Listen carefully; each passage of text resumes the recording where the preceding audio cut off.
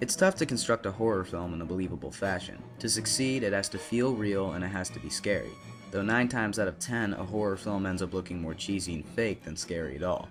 So in the spirit of Halloween, I'm going to count down a few of horror's biggest fails. This is Kev Rock's top 5 horrible horror films. Number 5, Bride of Frankenstein. Though I personally dislike this film, it is a huge title and was very well received, but I don't think I'll ever understand why. After fearing Frankenstein's monster in the first film, I now found myself sympathizing with him. Anyone else find this a bit odd? The film sticks closer to the novel, making the monster a little more human, a little less monstrous, and much more talkative. Okay, so now the monster can talk? And, oh god, is he crying? I don't watch horror films to feel bad for monsters. I watch them to get scared, and there is nothing scary about this film. To be fair, it isn't a bad movie, but it is a horrible horror film. Number 4, Jason Goes to Hell. Well, there isn't too much to say. This film looks incredibly fake. Think it looks fake? It looks as though it was scripted and directed by a 10-year-old, and I am not joking. It's as cliche as can be, and worse. It's a disgrace to the Friday the 13th series, and a disgrace to horror films in general.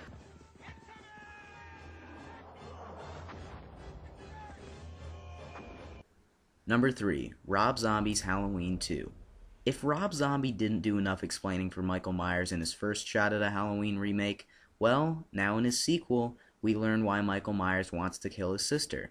Do we have to know everything about Michael Myers and all of his intentions? It takes away from the mystery behind this masked killer that we loved so much before Rob Zombie got his hands on the franchise. Even worse, this time around, Michael Myers growls.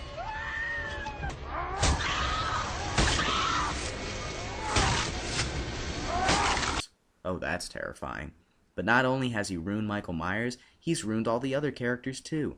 Dr. Loomis is now a famous writer whose only concern is to sell books and keep up with his celebrity image, and Laurie Strode is just a complete whack job. So there you have it. Time for a change in writers.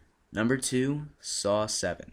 Good God, is this film terrible. I know from the beginning Saw was never a great series, but if you ask me, the Jigsaw character was so interesting it made up for any other flaws in the films. So what was the biggest flaw in Part 7? Jigsaw's not in the film.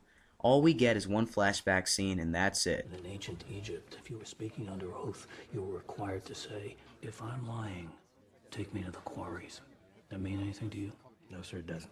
So there's blood and there's gore and it's in 3D, but who gives a crap? In the final scene, the big surprise ending is that Dr. Gordon from the first Saw has been helping Jigsaw the whole time.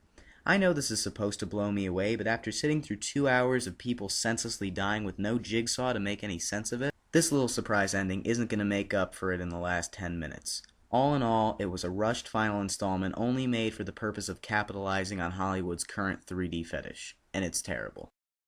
And coming in at number 1 on our list is Seed of Chucky. I think it's safe to say that this is the stupidest horror film I've ever seen. The first 3 Child's Play films were classic slasher flicks. Scary, edgy, and even a little humorous at times. The Seed of Chucky is nothing like that.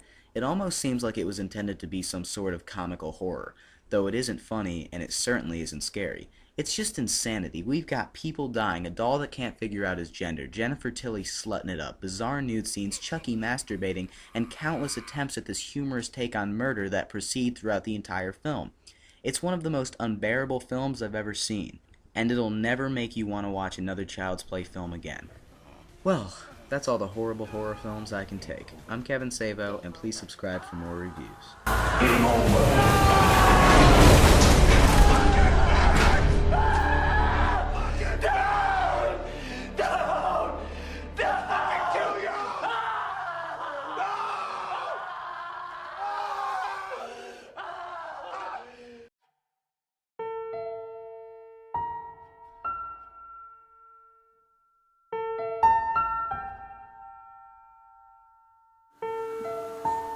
Hey guys, it's Denver, Misty Valley Paramount.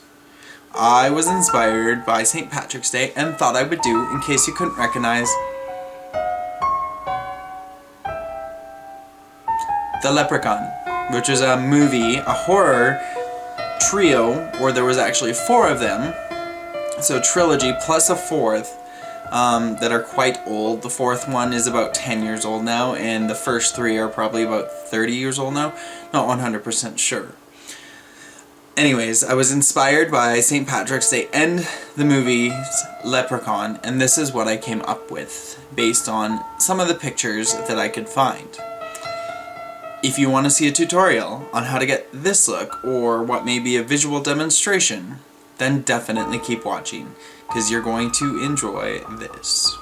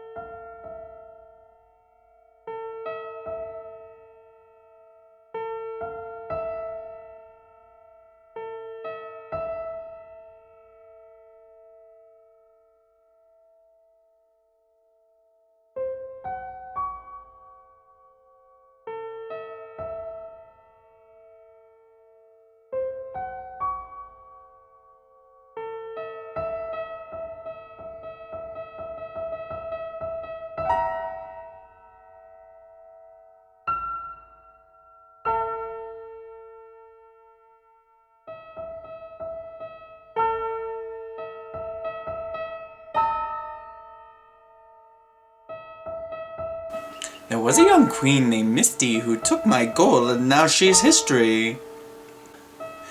There was a new queen named Misty who took my gold and now she's history. And that's everything. I hope this was helpful to some of you. And until my next video, make sure you leave your comments and requests below. And I hope you all have amazing days. Bye. There was an old lady who lived in a shoe. She had so many children she didn't know what to do. So I shot one, shot one, shot one, shot one, and killed the other one by strangling with a tongue.